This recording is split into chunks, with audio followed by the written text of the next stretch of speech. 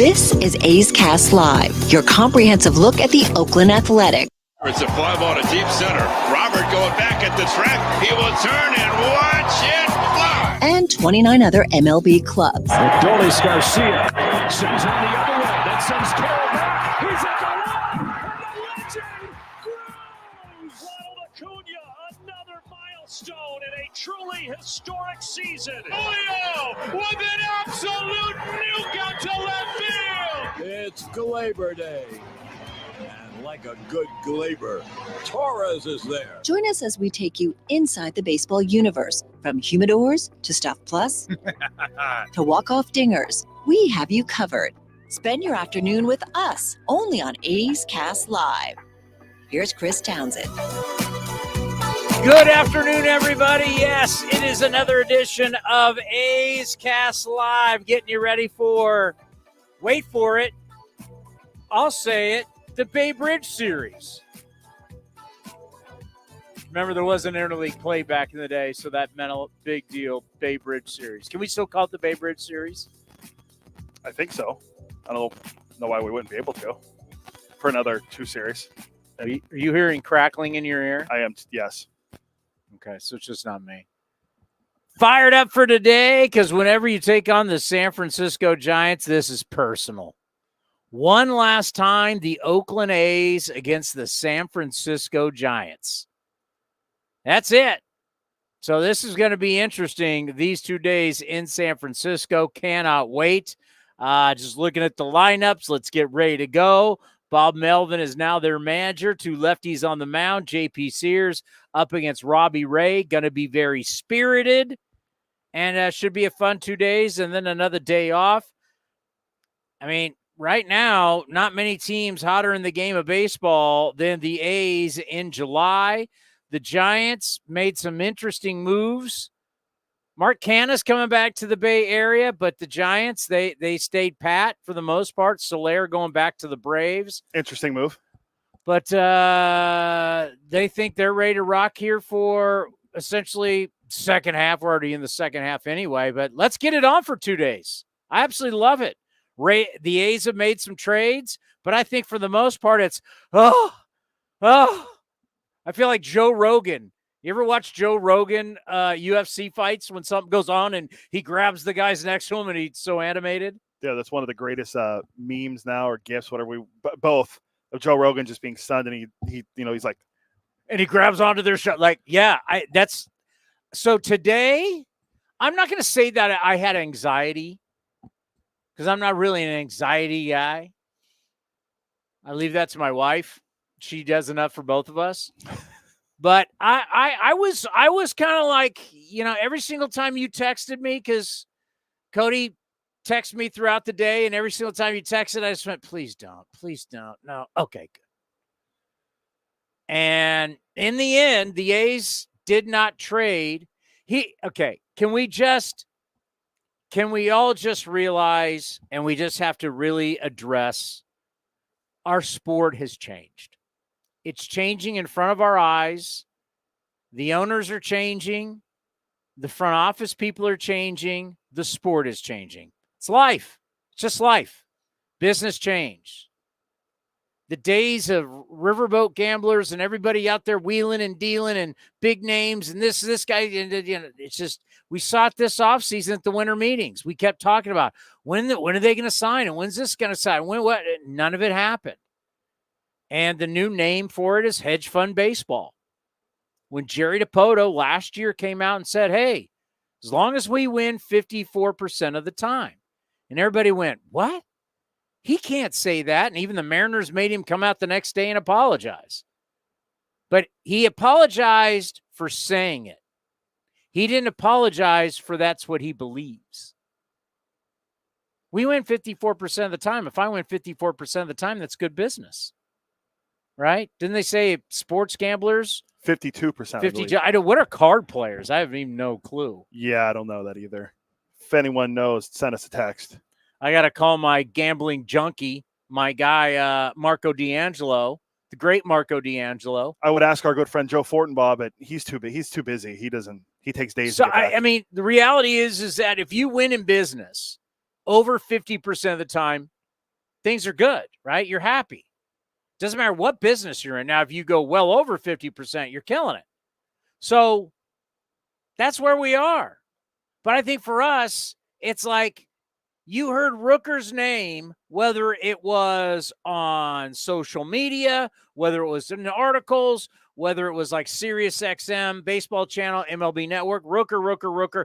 I wish we could. I don't know how maybe AI could help this and not Allen Iverson.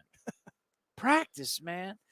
If we could actually see how many times this season Brent Rooker's name from the start of opening day till now was mentioned in trade talks. How many times do you think it is? I have no idea. It's got to be over 1,000. Well, he had the hot month of April, put him in there, May. Then he had a little bit of a down June. There, maybe he stopped, and then July. It's like, oh, they got to trade Rooker. Would you say it's over 1,000 times his name has been mentioned? If you say all the different that seems a bit high, but it could be right. Like I still heard people talking about it today, even when we said we weren't moving him. Well, remember, if you throw him in a tweet and then everybody responds on that thread, that all counts. His name, how many times his name was used in some type of trade discussion on a platform? And I bet you it's maybe I'm shortchanging it. Because I mean, he was everywhere, and then everybody has comments and responses. That's all mentioned in his name. Rooker had a quote today from John Shea of the San Francisco Chronicle on sticking with the A's and being part of the future. I'm thrilled, he said. It's where I want to be. I love the guys in the room. I believe he went hockey on us a little bit. I believe in what we're doing, what we've got going on here. I believe in this group moving forward. We're not far from being a pretty good team and winning a lot of games. Correct. Andujar was the guy that I thought for sure would be gone until David Force told us, oh, no, we have him for a year after this. And I went, oh, okay, I get it. People had mentioned Blade. I said, no way is he going. And then, of course, Mason Miller. How many times was Mason Miller's name? So you cannot believe, and this is probably one of the things that I learned, the most from working with Rick Bucher at 95.7 The Game, the Bucher and Towny show. Rick is a big-time national NBA writer. At one point was the head of ESPN, the magazine. Rick taught me a lot about how national media guys, from draft to, everything that goes on to free agency, off-season, regular season, you have to create content.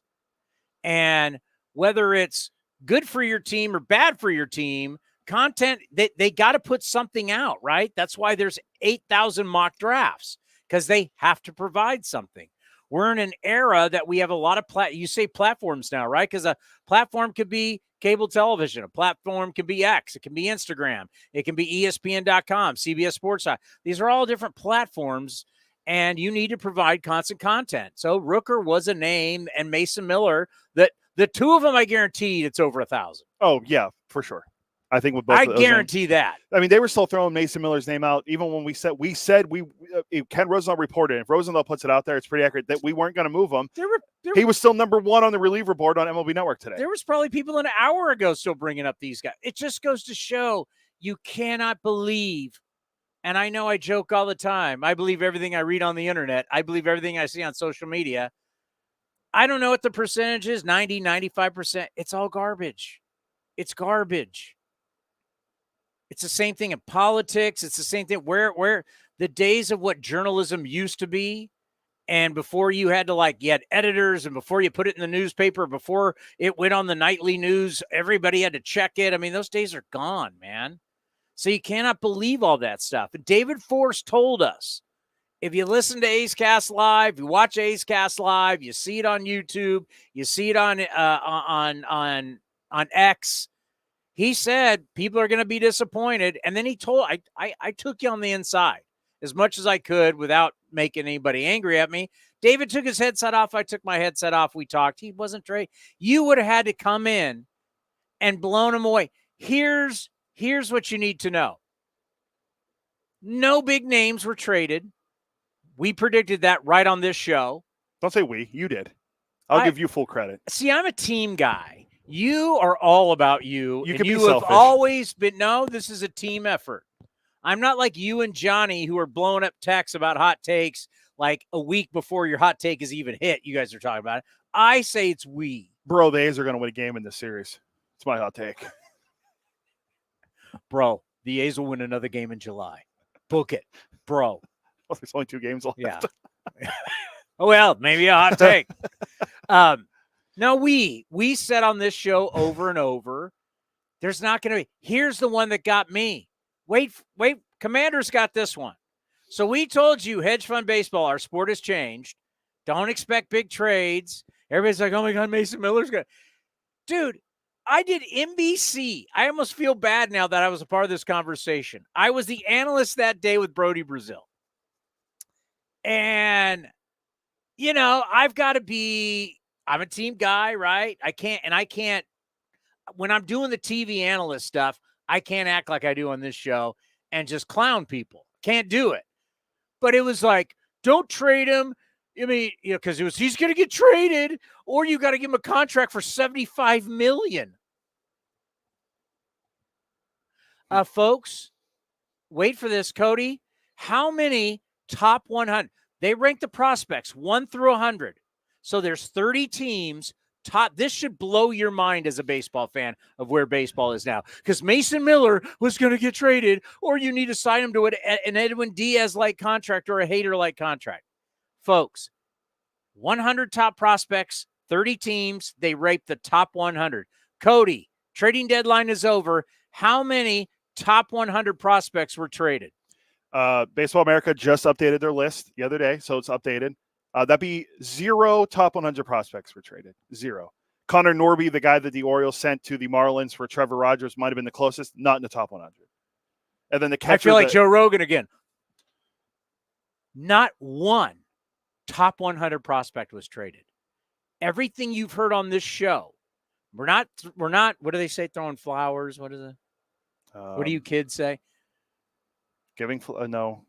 Isn't someone think we're not patting ourselves on the back? You go. I'm just giving them your flowers. They're flowers. I'm just saying this is why you watch this show. We're proud of the information for the most part. Some of it is pretty ridiculous. Not proud of the post-game show. Post-game show is an animal all to itself. It's like going to the zoo. Some parts are great. Some parts I didn't need to see that. I'm just trying to see if there was a top 100 prospect traded for Eloy Jimenez, but I'm going to go with probably not when Eloy was traded to the Orioles. I don't think he was a top 100 prospect. We've told you it's different. Things have changed. So you're telling me the 30 teams, not one team thought it was worth trading a top 100 prospect for any of the guys they acquired. No, okay, here's a good one too. The Dodgers, who got Jack Flaherty, maybe the biggest pitcher traded at the deadline. Big pickup. They gave away their number 8 ranked prospect according to MLB.com. They haven't re-ranked their system yet. Number 8 and number 22 is what it took to get Jack Flaherty, who was on expiring deal after the year. But nobody in the top, none of the top 100 considered prospects in our game got moved. No Jackson Holiday, none of those guys. Yeah. These front office guys, the nerds, they value, and I use nerds based off our good friend who is a contributor on this show. I think he'll be on Friday, by the way, in the treehouse. Eno Saris from The Athletic. He coined it. I just use it. But the nerds, they value the unknown more than the known. That's baseball. That's our sport now. They rather keep on to this prospect who's in their top 5 and he's rated 32nd in all of baseball. I'm not giving him up. And once again, David Force, who's so honest, told you that also. He says, you call the GMs and they'll tell you, hey, our top 4, our top 8, our top 10, frozen. They're off the board. Look at everybody else. So when you call, I don't know, I'm going to call you. I'm David Force.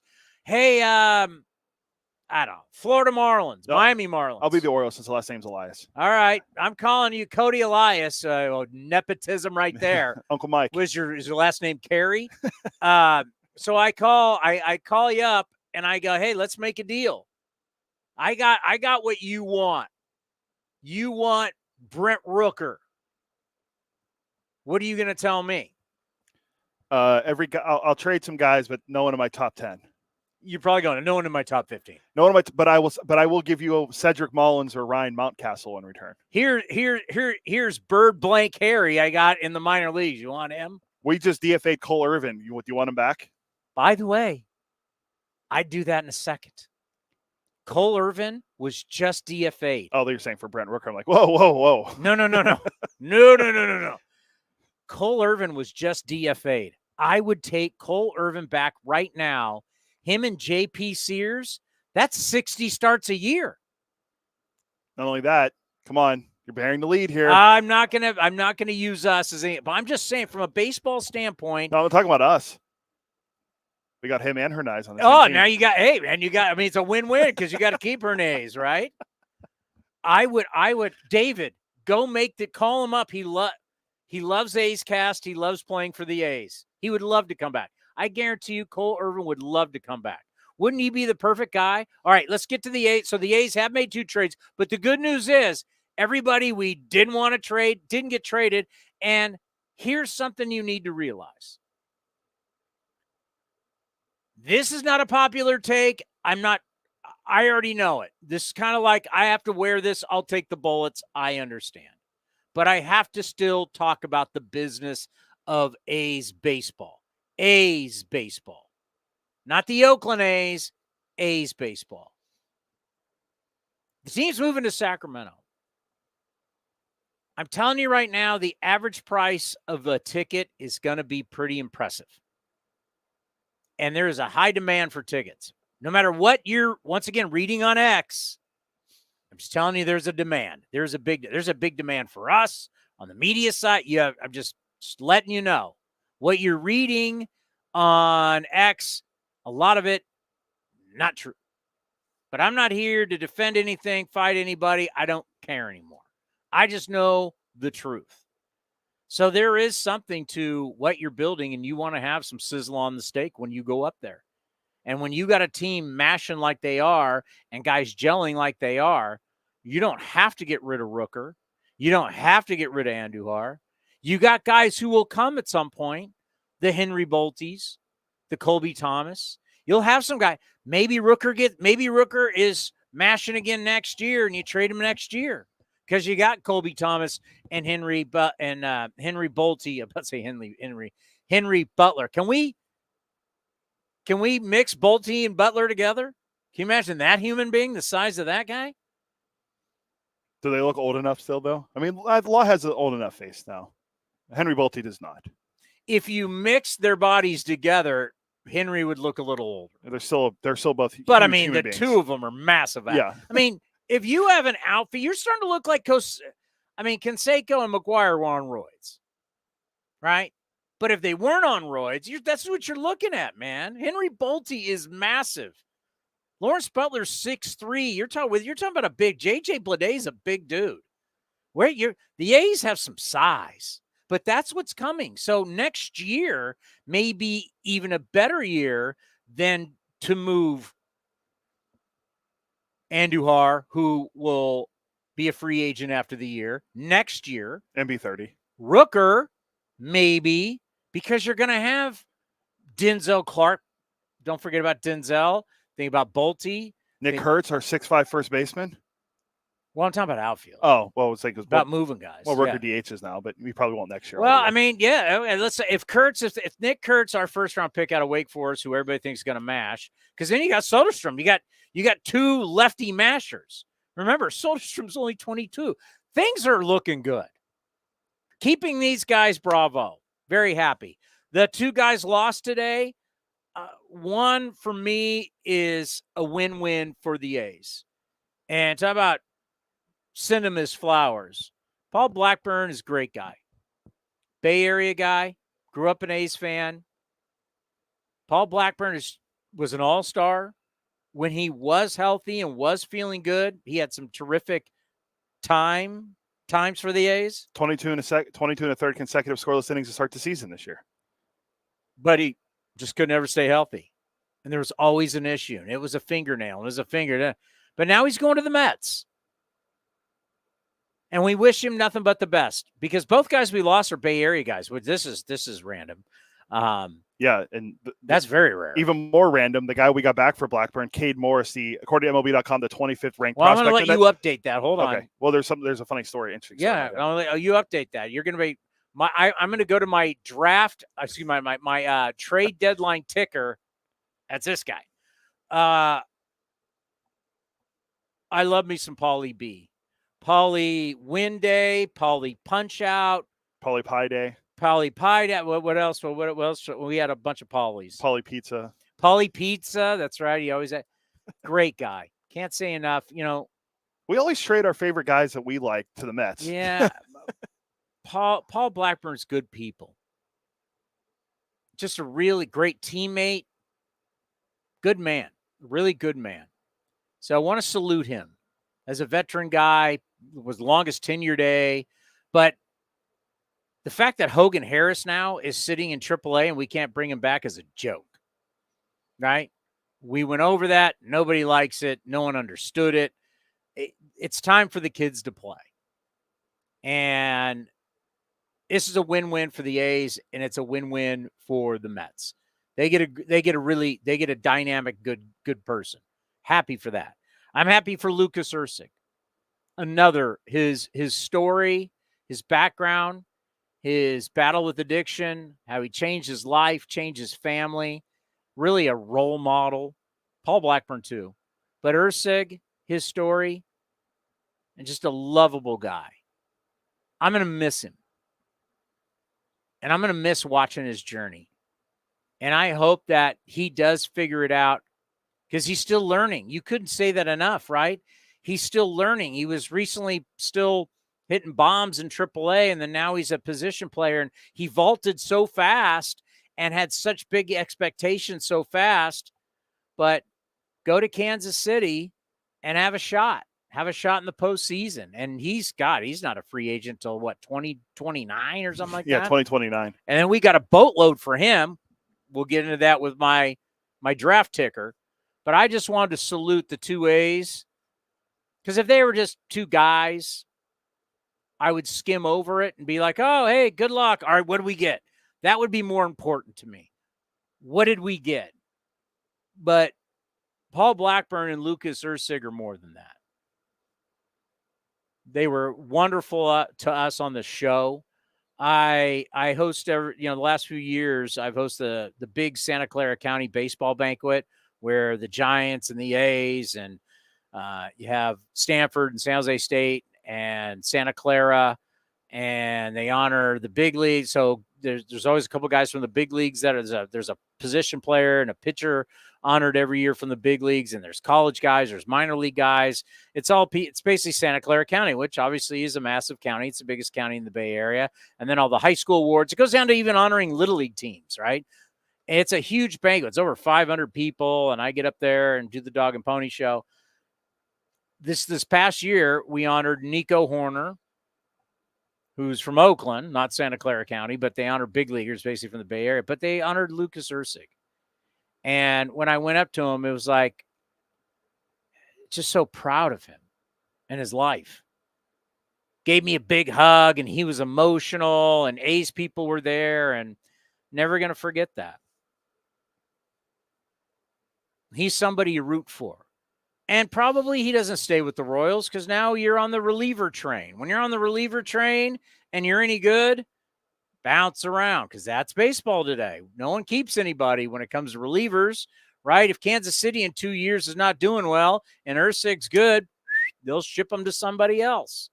You're a good reliever. You're going to play for how many teams in your career now? At least 3 or 4. Josh Hader.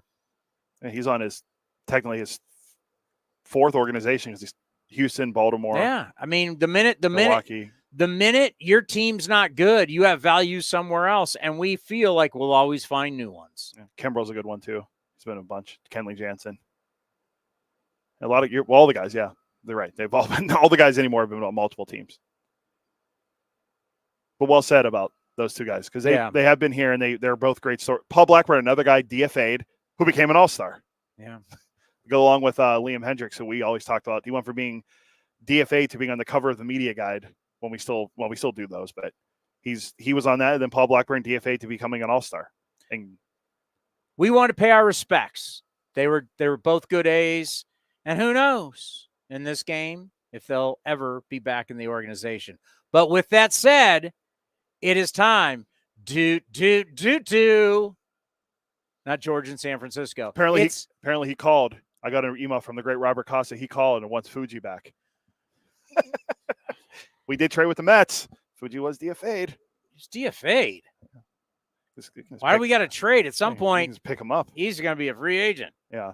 Real quick before we get to the trades, Johnny D coming up in a few minutes for hot takes. Rich Aurilia, Giants All-Star and Giants Analyst at 5 o'clock, and then Martín Gallegos will go over the trade deadline with us at 5:30. All right, what do we got? This is my trade ticker.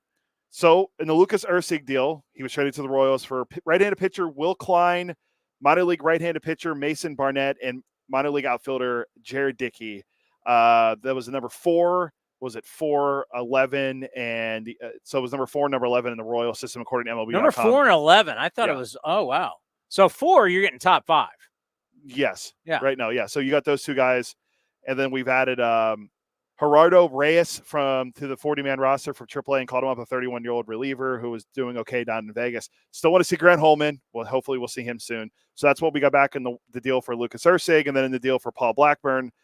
We got the 25th ranked prospect in the Mets system, Cade Morris, I think he pitched at Reno, and he's from Turlock, and he's 22 years old. What other guy from Turlock is 22 years old on our team? That would be Tyler Soderstrom, first-round pick. I wonder if they know. I wonder if they know each other. We'll have to find out. They've got to. Yeah. Turlock. What do you think? This New York City? It's not San Jose or San Francisco in Turlock. No offense, but I mean it's Turlock. So that's probably went to this. Wait a minute, they're the same age. They're both 22. Yeah, he went to University of Nevada, Reno. So okay, I this may be very, very poor Turlock knowledge. I've never been to. Have I been to Turlock? I've probably driven through there. Yeah, I have. I've been there. I don't know about you. Wait, what did you go to Turlock for? My old job before I got in the media, I had to go there once for something. What's Turlock next to? City-wise? Yeah, is Fresno? Hold on. This is poor knowledge by me. Yeah, Mr. Turlock. Yeah, Turlock is close to Modesto. It's south of Modesto. Yeah. Is it on 99? The Highway 99? Yeah. Some of it, yeah. Okay, so I've driven through Turlock. Wow, it's south of Modesto. No offense to Bitter Bill from Modesto. I was almost on the hook for a steak dinner in Modesto. I was going to have to drive all the way to Modesto for a bet and pay it up. But luckily, the A's came back, got me off the hook. All right. How many high schools are in Turlock? I think there's, if we're talking this kid this map is the same age as like Tyler Soderstrom. Looks like 2. How many high schools can there be? It looks like there's 2. So if there's 2 high schools, he either played with them or played against them. And I guaranteed if they're both that good, they were on all-star teams together. They both went to Turlock High School. So he went to high school with the guy. Yeah. You don't think he knows him? They are definitely friends. So, I mean, Tyler has a friend coming back. Get Tyler Soderstrom on the program. I want a scouting report of his high school teammate. Can he play? All right, are you done? Is that everybody? Unfortunately, Tyler's hurt, so but we'll get him eventually. Is that everybody? That's all the trades, yeah. On our end. We'll go over the other trades after we talk to whenever Johnny D joins from Oracle Park. Just to update, the A's lead the majors in home runs 41, in runs scored 143 in July. The A's are 14-8, clinched the first winning month since July of 2022, where the A's went 14-12. Lawrence Butler, his slash line is 378. That's your average. You're on base 427 and a slug of 829. 9 home runs, 26 RBIs in 22 July games. Only Rooker, the guy you all said he was getting traded, Brent Rooker, 28, has more RBIs this month. For now. Still 2 days left. Still 2 days left. Yeah, I'm looking in the MLB notes. All they're talking about is the potential guys are getting. Everybody was just throwing. It's their job now, but no one's using sources. Everybody's just looking at rosters going, well, you could trade this guy, this guy, this guy. And then they formulated almost like an opinion, like, well, call the A's. Yeah, like the Giants traded Soler and Luke Jackson, and then they traded Alex Cobb to the Guardians, right? And I think that's all they really pretty much did. And then they got Canna from Detroit. Right? I don't think they did anything else. I think that's all the Giants did, yeah. And then we had the 2 trades, Blackburn and Erceg, and that was it too. All right, is Johnny D there? Yeah, let's. Hi, Welcome, guys. ladies and gentlemen, from San Francisco, California. It's the great Johnny Doskow. What's up, fellas? How are you? I'm good. Doing well. How are you guys? How was your day off? Day off was great.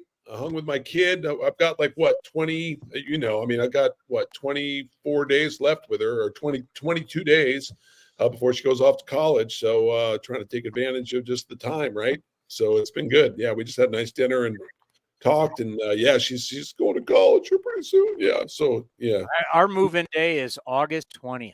Wow. Yeah, same here. August 20th. Yep. Wow. I know, it's crazy, man. Dude, it's How are you? How are the girls doing with everything? How are they feeling about it? Well, my one daughter, who's going to be a cheerleader, they had the cheerleading camp this weekend, getting ready for football season. So she was up partying in Berkeley. So my wife's like, I can't believe it. I'm like, yeah, she's in college now. She's going to be going out. Yeah. This is how it works. They're in college. Yeah, they're roaming all around Berkeley, and then it's as Jim Harbaugh once said, it's going to get real fast. I know it won't be long. By the way, have you guys been following Harbaugh and the Chargers and the stuff? He's still the funniest human being on the planet. What did he say? Oh, he's just talking to the fans like a fan. Fan goes, Jim. He was signing autographs. Jim, I love you. I'm from Fresno. He's like, Fresno, California. That's one of my favorite cities. Loves the 559. Loves the 5. Underrated city. I think it's underrated. I do. You know that he's been living in an RV on the beach in Huntington Beach, right? Is that right? Wow. Yeah. He and Greg Roman. Greg Roman was a coach for him on his staff at Stanford, and then with the 49ers. Now he's back with them. He and Roman are living in an RV park that's literally on the beach in Huntington Beach. Wow. And so all these people living in these RV, because the RVs come in and out, right? All these people in these RVs have no clue. They got like no clue. They're living next to Jim Harbaugh and Greg Roman, and they've been staying there the whole time. So it shows them out there. They're drinking beer, hanging out, surfs behind them. I mean, it's Huntington Beach, like right on the beach. It's like that's awesome. Wow. Primo. It's pretty incredible. Yeah, that's only cool. Jim Harbaugh. Okay, you can I'm ready for it. Well, it's an interesting hot take. I'm not even sure. No one cares about your hot take. I'm ready for you to give me some flowers. Okay. Towny, I was thinking about this. Great hit on your hot take as far as no blockbuster. I was thinking about it all day. I'm like, Towny hit it on the nose. Nose, no pun intended. Nose. I didn't do some cheesy ace pick. I went straight to the heart of the biggest thing going in our game, the MLB trade deadline. MLB Network has been selling this like it's the Super Bowl. This is the greatest time of year. It's the MLB trade deadline. They had a huge special today. They had nothing. Absolute. What I said. If you're going to tell me Flaherty, you say Kikuchi, and here's the one, Johnny, where I really come out smelling like a rose. And I didn't know this till Commander showed up. Not one guy in the top 100 prospects was traded. Yeah, you did hit it. You did hit it for sure. I'm still kind of waiting for my love on my hot take on the Astros from you, but you're gonna have to go to Darth Vader for that one because that's so you can't even because you hate so much. Hey, you guys go Astros, I'm out. As our old boss used to say, when I'm out, I'm out. You go Astros, I'm out. All right. But yeah, that was a team, Johnny. I went in industry. It's a little different. I did an entire industry and a deadline. Right. So it wasn't subjective. There was a deadline, and I said it, I believe it, and I opened the show with it that our sport has changed. It's changing. And you know what? Later on, I'm gonna go a little more in depth, Johnny, but just the reality is, as long as we don't have a salary cap, this is the way it's going. Until and people started to criticize Tampa, we got a list of all the different moves they made. Tampa actually is really smart because you know what Tampa's operating like, Johnny? They're operating like a football team. This is how football operates. This is how you don't get old and you don't get expensive and you're always replenishing and always looking forward and always getting better. Because in football, you have a salary cap, right? As soon as someone starts to get old and expensive, they're gone. Like the last thing you want to do in football is be a over the cap, cap heavy, older players. Nobody wants that. So until we get a salary cap in our sport, this is the way that's really the way to operate. If you want to be every single year, every so many years, because the minute you're old and have a ton of long-term contracts, you are screwed. Yeah. I thought that although there weren't the blockbusters, I did think the trade deadline was interesting this year. I just did. I found it interesting, even though it wasn't the big blockbuster. And you were right. I was kind of waiting for that one big blockbuster to happen. It never happened. It just never did. Vladimir Guerrero Jr.? Where's Bichette? Why is Chris Bassett still there? You start looking at Crochet. Look at all the different guys. I mean, the biggest pitcher on the market didn't even move. Yeah. And he's not even a big name. Well, he has demands. He wants a contract to pitch in the postseason. All I'm saying is show me a Hall of Fame, show me a great play, show me anything where you go. I mean, Giants are happy because we love Mark Canha, but Mark Canha, I mean, it's just the way our sport is. And it's not changing because we saw it at the winter meetings. We're now seeing it here. And this is the way it's going to keep on going. So it's like unfortunate because that was always one of the cool things that made our sport different. Because, Johnny, you'll remember that. I don't even know if you'll remember this, but for years, there was only one trade in the NFL that ever mattered of anybody. It was Eric Dickerson getting traded to the Colts. Remember that? That was a big deal. Yes. And then there was no other trades other than our sport's going to slowly but surely, kind of the way we are. Yeah, well, there's going to be some position players, some pitchers and stuff move, but forget just a Juan Soto. We're usually would have multiple big nothing.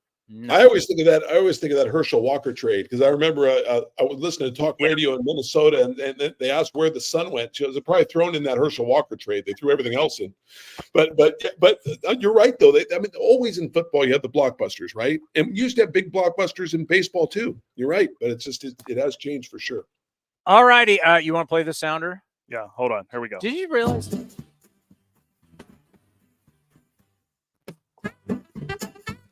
Every once in a while, you hear a really good sports hot take. Mark this and remember what I told you. The Yankees will not win the World Series. The Astros will go 17-8 in the month of June, which will propel them to pretty close to a top the AL West. Paul Skeens will pitch in the Major League Baseball All-Star Game this season. Then you hear some really bad hot takes. I'm calling it now. There will be a collapse in Milwaukee. Edwin Diaz will not record another save this season for the New York Mets. Angel Hernandez retiring is bad for baseball. Well, on A's Cast Live, all takes are hot takes. It's time for Hot Takes Tuesday with Chris Townsend, only on A's Cast Live. Hey, my Yankees won't win at all. That's just a take that can still live for years. It's not going to go anywhere. Yeah. Did you see the price tag? It's almost $4 billion they've spent on salaries since they last won the World Series. Is that right? 2009.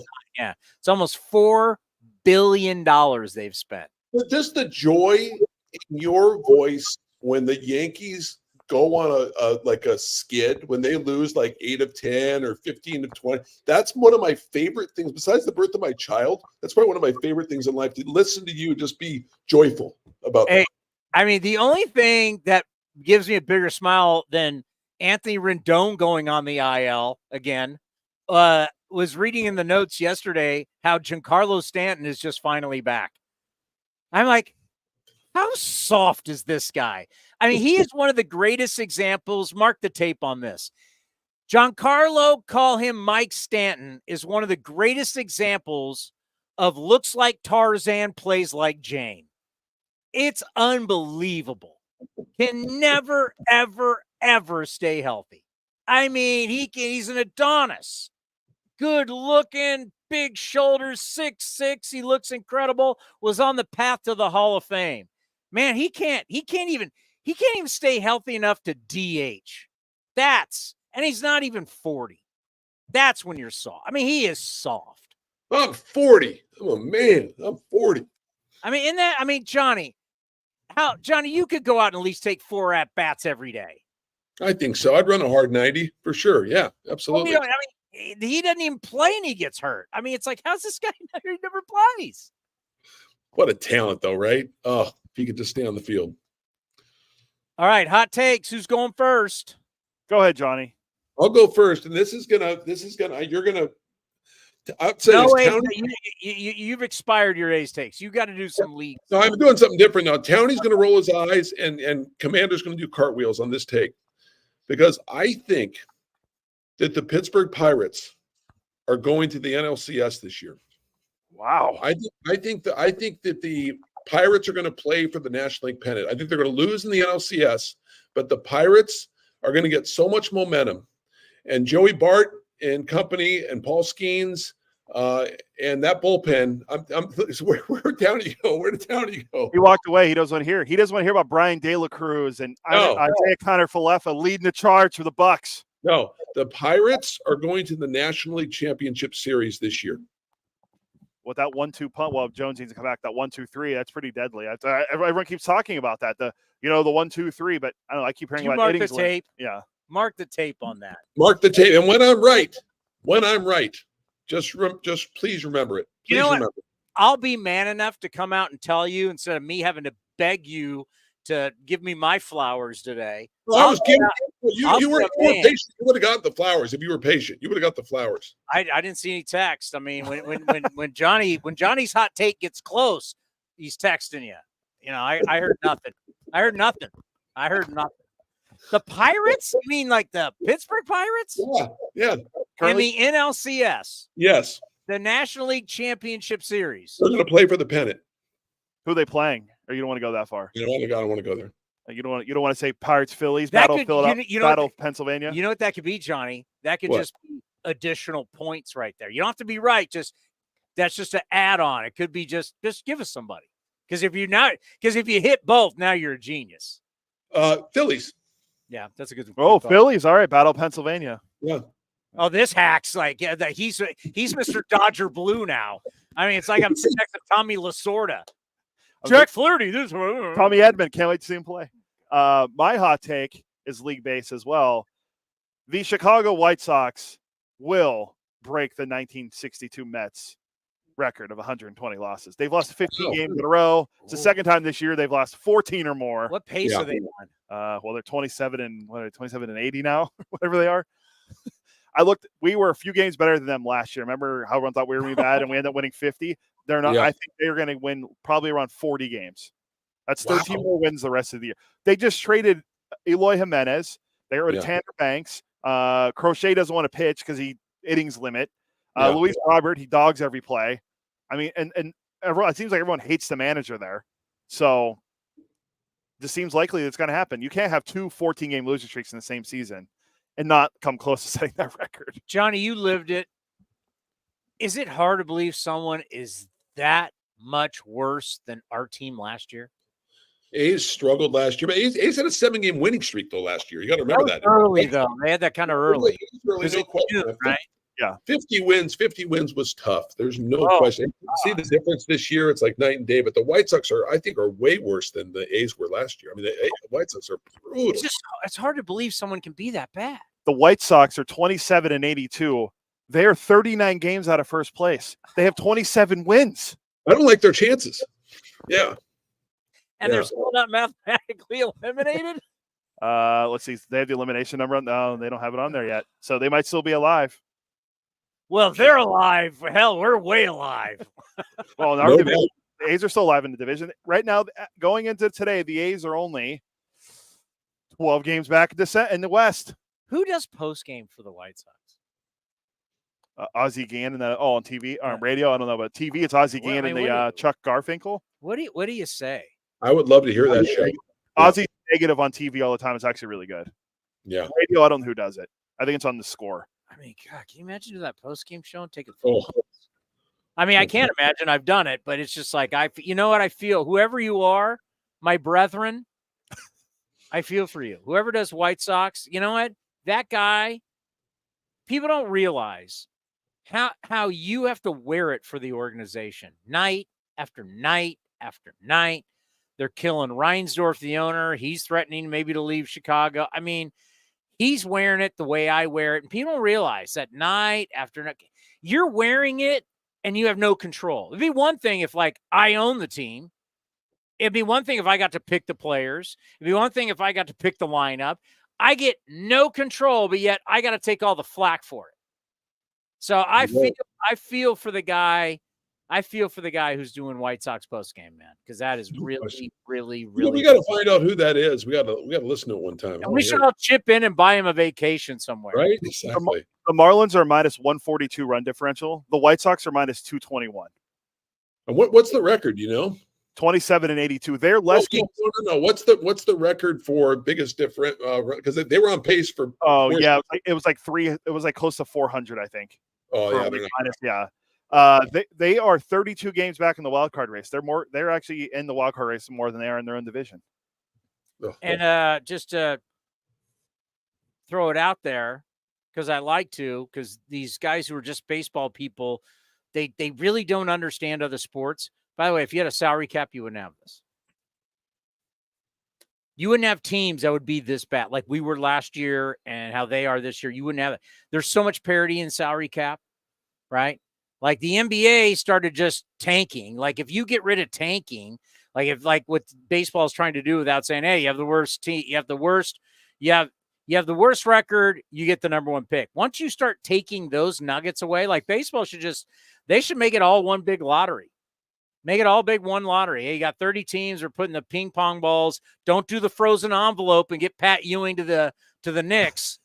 You remember that back in the day. But that's what they should do, is just take any advantages of tanking. Because once you have a salary cap, everybody can only spend the same amount, and then you would have incredible parity, and you would not have teams this bad. Yeah, the worst team I've seen in my lifetime, and I don't think either of you guys were around when the 62 Mets were playing, right? Johnny, you weren't. Nope. Yeah, so the worst team I think of our lifetime we've seen in baseball is probably the 03 Tigers, who went 43 and 119. Yes. This White Sox team is worse than that team. I think so too. Yeah, they're not going to. How are they going to win 15 more games? How are they going to do that? I can't see it. Yeah, especially if your best pitcher doesn't want to pitch. All righty, my hot take. Yeah, what is it? What do you got? It came to me. What day did I do TV this weekend? Was it Saturday? Yeah, Saturday. So people don't get to see everything on the television side, Johnny. As you know, last year you were an absolute television star. So game ends, and I start the show on NBC. I'm with Bip Roberts, the All-Star. I grew up watching Bip. I love Bip. Yeah, for sure. And I can see Tyler Ferguson getting ready for the interview, right? They're putting the headset on him. You don't see that. So I can see it as I'm talking to Bip. I can see it, right? I'm getting ready. And I see him going like this. I see him going like this. Yeah. I see the breathing. Yeah. And I'm like going, oh my God, dude, he's crying. Yeah. And all of a sudden it goes, Tyler's ready. And I go, you sure about that? And I can't talk to anybody, right? Because my mic's live. Yeah. And I don't know how to go into it because he is obvious. Remember, he's from Southern California. He got choked up talking to us on A's Cast Live just about being called up. Yeah. Career minor leaguer out of Vanderbilt, all the things that he's gone through in his career, COVID. I mean, we asked him, how many times did you think, you know what, this is it for me? A lot. Yeah. He gets called up to the big leagues, and it's emotional. He gets sent down. He comes back. Now he gets his first save. He's emotional. Well, Saturday night, he got his second save. Yeah. And I think his family was down there. There was like 41 of them or something like that. Wow. Yeah. It was overwhelming. Yeah. And so we brought him on, and he battled through it. He was very emotional. I mean, there were obviously tears there, and it moved me. For sure. It really, really moved me about the spirit of sports, of what sports mean. What perseverance means. Like we love to talk perseverance, I should say. We love to talk about Nolan Ryan and Griffey and the greatest players of all time and that kind of stuff. But these are the stories that really, like Lucas Ursig, Tyler Ferguson, these guys, these stories, these are the stories where you can say, tell your kids, hey, man, this is what life's about. You're going to have struggles. You're going to have hurdles. You got to be able to overcome it. You got to stay strong. You got to stay strong in your own beliefs, because that's something that Tyler Ferguson, Lucas Ursig, Armando Alvarez. Yep. Yeah, stay strong in your beliefs. So here is my hot take. Okay. Don't worry about Ursig going to Kansas City, and don't worry about Mason Miller, because Ferguson is going to hold down the closer role for the Athletics. And he will be your closer until Mason Miller comes back. And when Mason Miller comes back, he will be your number one setup guy and still close games because Mason Miller won't go out there for every opportunity. The biggest role of the bullpen the rest of the way this season is going to be Tyler Ferguson. I love it. And That's his dream, I don't know where he goes from this year. Yeah. But his dreams of what he wanted to always be, he is going to live out in the next 2 months. I love it. That's a great hot take. I'm rooting for that hot take big time. I love it. Fantastic. You want to slam it? No, I like Tyler Ferguson. Oh, wow. You don't have the guts. Because we're not, because like you say to Johnny, we're going to rip your ace take. I know. I never do ace takes. I want to do one. And usually I stay away from the ace takes. You know what? That's a different kind of ace take, though. That's personal. This is something. This is about a guy. Yeah, this is about a guy, and this has nothing to do. He's supposed to be great. This guy's not supposed to be great. We didn't even know who he was. Yep. He's come up and he's shown some good stuff. It's his moment. I don't know I don't know how long the moment lasts, but right now it's Tyler Ferguson's moment. He's closed out the last two. He's got two. He's 2 out of the last 3. Ursig closed out 1. But Tyler Ferguson is going to get the shot he's always wanted. And I think love it. He's a great guy. Clovis's own. I'm excited for him. I hope that hot take is right. I'm really rooting for that hot take to be. And I'll give you your flowers on that one for sure. I look forward to this. You and Vinny tonight? No, it's actually Vinny and Ken tonight. I'm on tomorrow, so I'm just here. I'm just here because of Hot Take Tuesday. Johnny made the trek across the bay for that's us. Commitment. That's for the brand. That's commitment. By the way, matter of fact, I miss David Force speaking for Hot Take Tuesday. So we're gonna see what he says on that. That just had a press conference. One of the worst places to call a game. You think so? The box is horrible for visitors. You think so? I don't think it's that bad. Are you're just not into the space? You don't like the space, or you no, don't? It's terrible. It's terrible. It's there's things about that ballpark that are terrific, and there's other things that are horrific. There's some things about that ballpark that suck. And one of them is certain spots of the ballpark, certain things. Fans don't care about it, so it doesn't matter. But, yeah, like that's why are we not there? They don't have room. They don't have room for our production.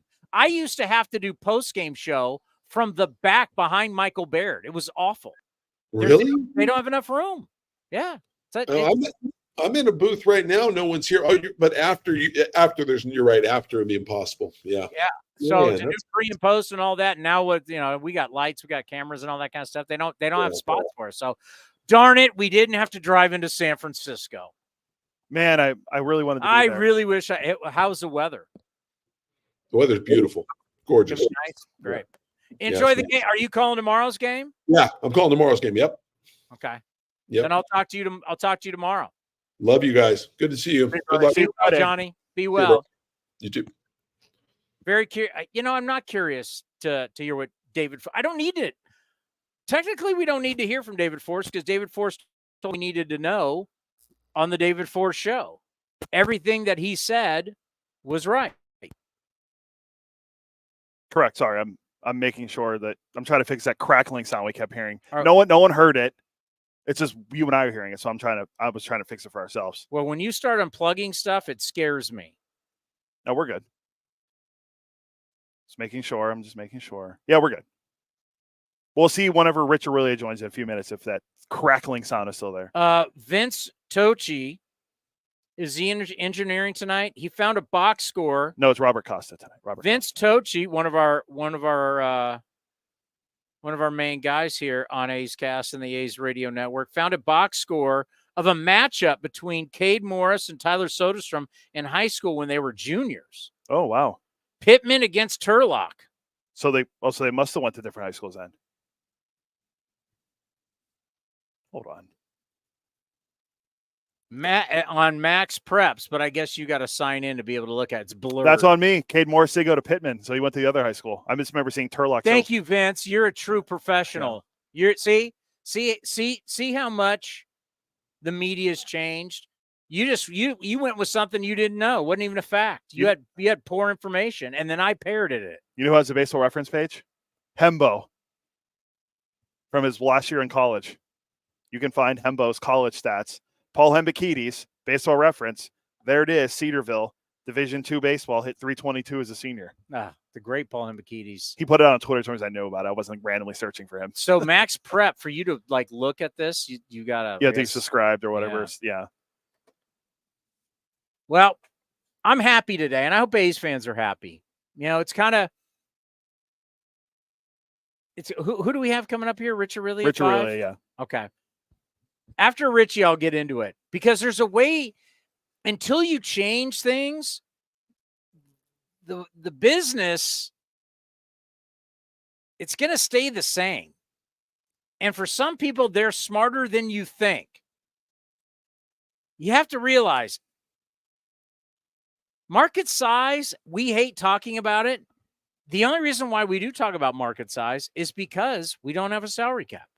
When you don't have a salary cap, market size matters. When you have a salary cap, market size doesn't matter. It's just fact. And I can explain it. But coming up next, what a player he was. And now you see him on Giants pre- and post-game live, the former All-Star, the Vintner. Correct. I forget. But The great Rich Aurilia joins us next right here on A's Cast Live. Where does one community end and the next begin? Across the railroad tracks? On the other side of the river? Is it between the east side and the west side? At Comerica Bank, we believe it's all one community, and we're all part of it. That's why Comerica has invested over $20 million for affordable housing, financial education, and workforce development in lower-income communities. Because when we raise expectations for everyone, we all rise. Member FDIC, Equal Opportunity Lender. Hi, fans. This season, Kingsford Capital Management is the official hedge fund sponsor of the Oakland A's. At Kingsford, down to business is their way of seeing the world. Investing has its pitfalls, treacherous chasms of half-truth and despair. Kingsford's mission is to create opportunity through application of proven innovation and entrepreneurial focus with trust, tenacity, loyalty, and growth, establishing a strong reputation as a proven intended and validated bedrock of American finance. Kingsford Capital, down to business. August 5th is International Trading Card Day, and Topps would like to celebrate with you. Visit your participating local hobby shop to receive a pack of cards, plus receive a special card while supplies last. You can also celebrate International Trading Card Day with Topps on August 5th at the Oakland Coliseum and receive an exclusive A's card pack. Follow @Topps on social media and visit Topps.com for more information. Hey, Oakland A's fans, step up to the plate with Xfinity Internet. Get the fastest speeds and low-lag streaming for an incredible viewing experience that knocks it out of the park. And you'll have a consistent connection with reduced buffering and freezing, so you can stay in all the action inning after inning. When it's game time, make sure to catch it all with internet that's powerful and reliable. Stream sports from the best seat in the house with Xfinity, because it's only live once. Actual speeds vary and not guaranteed. Many factors affect speed. For factors affecting speed, visit Xfinity.com/network management. This is the place where you can dance like nobody's watching, win like nobody's business, and get away like you mean it. So what are you waiting for? Come join the party. Take that evening out and make it a night you'll never forget. This kind of action can't be beat. It's summertime, and I can guarantee you probably need to redo your wardrobe. You want to look good, and you want to feel comfortable. This is Chris Townsend, and you got to go check out my friends at Link Soul. They've got all the finest fabrics. You're going to love the shirts, the polos, the shorts, you name it. Redo your look for summertime. Go to linksoul.com right now, and you can get an offer for 20% off. Remember, in the big leagues, to play good, you got to look good. With more sunshine returning, it's time to get outside and make the most of what Cinnabar Hills Golf Club has to offer. Like 27 championship caliber holes tucked in the beautiful hills of San Jose. And take advantage of their amazing Bay Area views for your next special event. It's all for you at Cinnabar Hills Golf Club, an award-winning venue designed to peacefully take you away from the bustle of Silicon Valley. Go to CinnabarHills.com. That's CinnabarHills.com. Being a Chevron car these days has been quite the adventure. Miami to Seattle, ocean to ocean. I've stopped at so many states and collected so many bumper stickers. Sometimes I feel like a moving passport book. It's just so great what I can do with Chevron with Techron, because it gives me unbeatable mileage and keeps my engine clean. Plus, there are so many chevrons along the way. Now the only thing I'm worried about is where to go next and where to put all my new bumper stickers. Chevron with Techron, fueled by possibility. If you're looking for a new mattress, Nest Bedding has you covered. Sleep on the same mattress Hall of Famer Ricky Henderson sleeps on. Nest Bedding is the #1 brand of online mattresses and the Bay Area's favorite mattress store. Take home the Easy Breather pillow. The New York Times calls it their #1 pick. You can navigate their easy-to-use website, nestbedding.com. That's nestbedding.com. Green and Gold fans, use the coupon code Oakland and you get 10% off your entire order. Nest Bedding, love where you sleep. If you're looking for a great place to eat and watch games, go see our friends at the Chicken Pie Shop of Walnut Creek. The Chicken Pie Shop is one of the hottest restaurants in Walnut Creek. You're not going to find a better menu, and come try their world-famous chicken pie that has been served in Southern California for 86 years. Spacious indoor and outdoor dining, perfect for your next private party or corporate event. Don't forget free parking. For more information, go to chickenpieshopwc.com. That's chickenpieshopwc.com. Streaming from the studio, A's Cast Live continues with Chris Townsend. Well, obviously, our next guest had an unbelievable career. He's an all-star, Silver Slugger Award winner. He's on the Giants Wall of Fame. He's one of the great Giants of his era. He's one of the great Giant shortstops of all time. But the biggest question for our next guest, and you see him on TV, NBC Sports Bay Area, Giants pre- and post-game live. How does a guy from Brooklyn, New York, become a vintner and have his own wine company in up north? The vintner, Rich Aurilia, joins us. Richie, how are you? I'm doing good, Towny. How you doing? I'm doing great. Before we talk about this baseball stuff, let's talk about some Red Stitch wine. How's everything going with the wine company? It's going great, man. It's 17 years in. As I know, you probably know, my partner's Dave Roberts and another buddy of ours, John Mysick. He lives down in Carmel.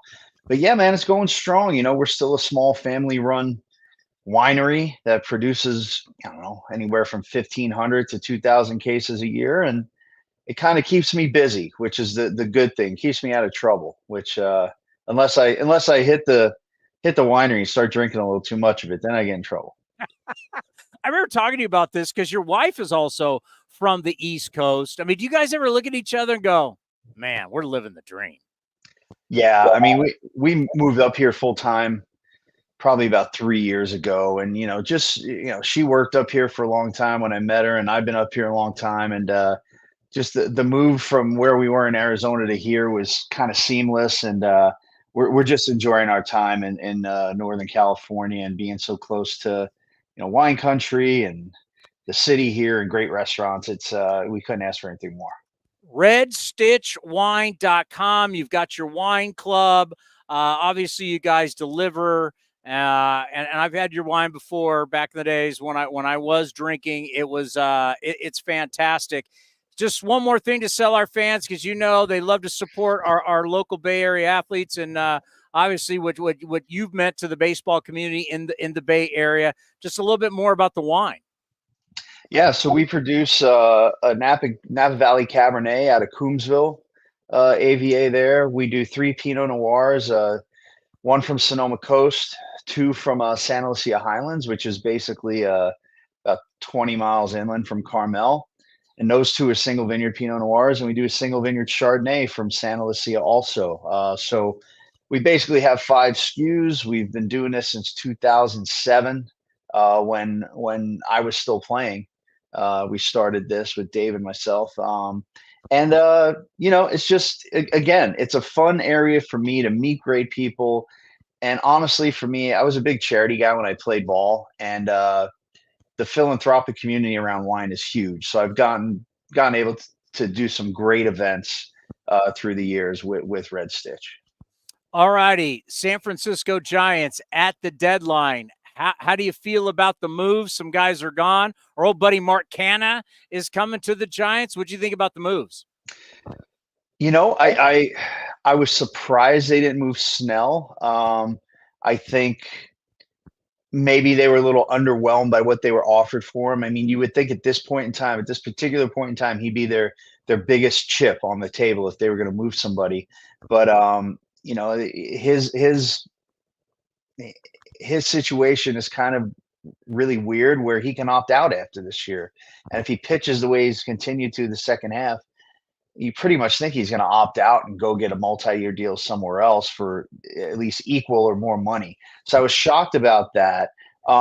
Otherwise, I don't know if they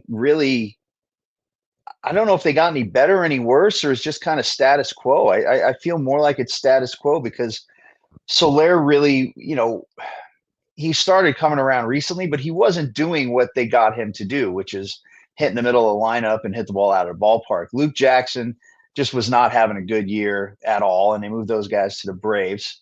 Alex Cobb, we hadn't seen him all year yet, so he wasn't really contributing at this point in time.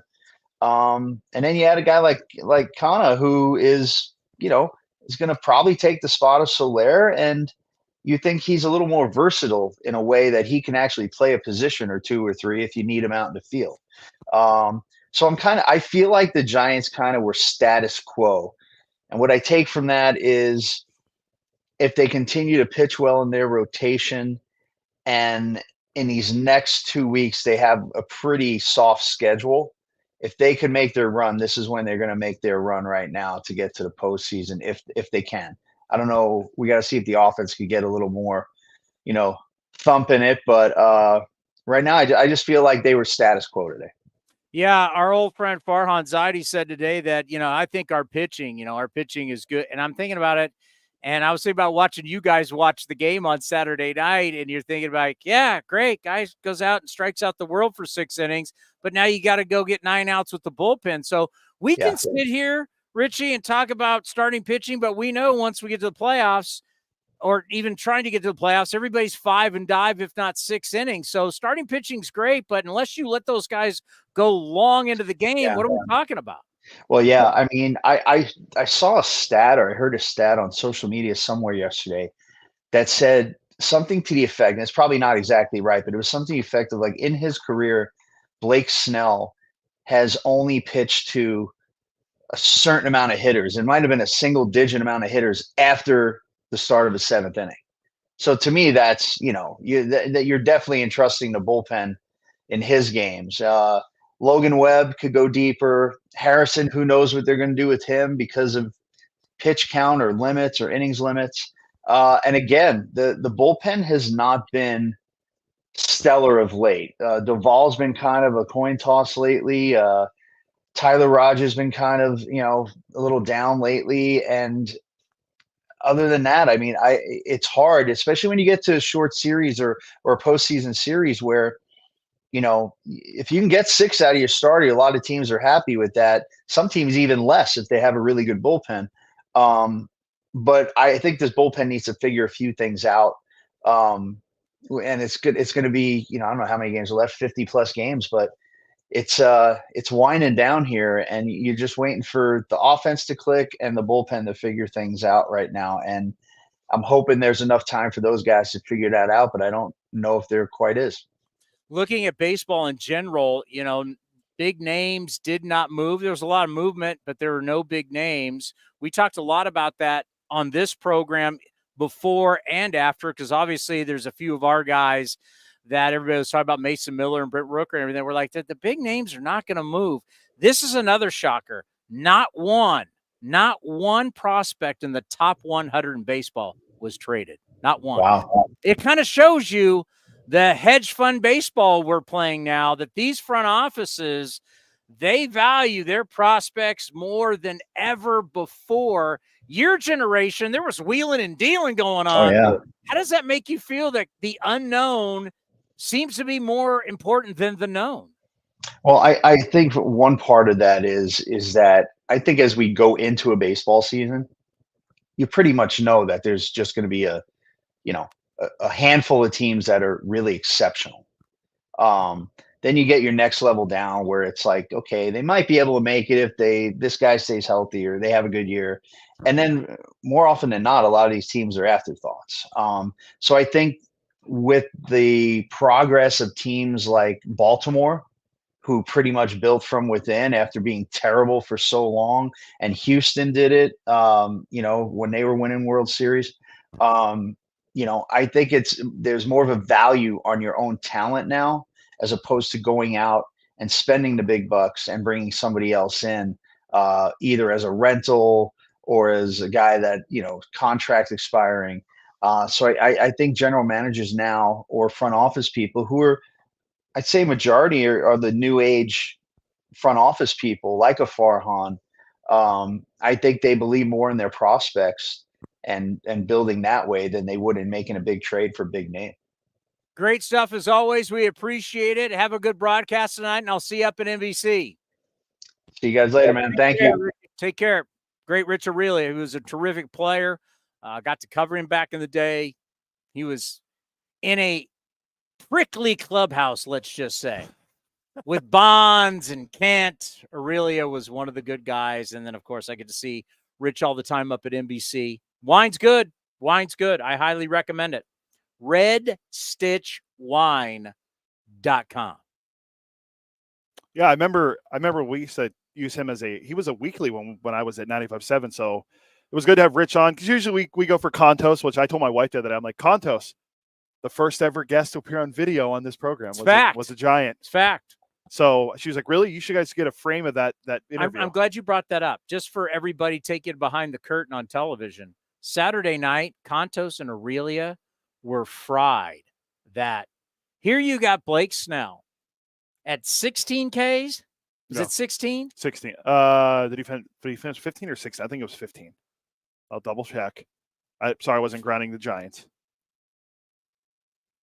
And the only reason I know is because I was there. Well, I'm sure everyone was. Oh my God, they were all going nuts. They were all going crazy. Oh my God, it's Roger Clemens. Will he break Roger Clemens? Kerry Wood.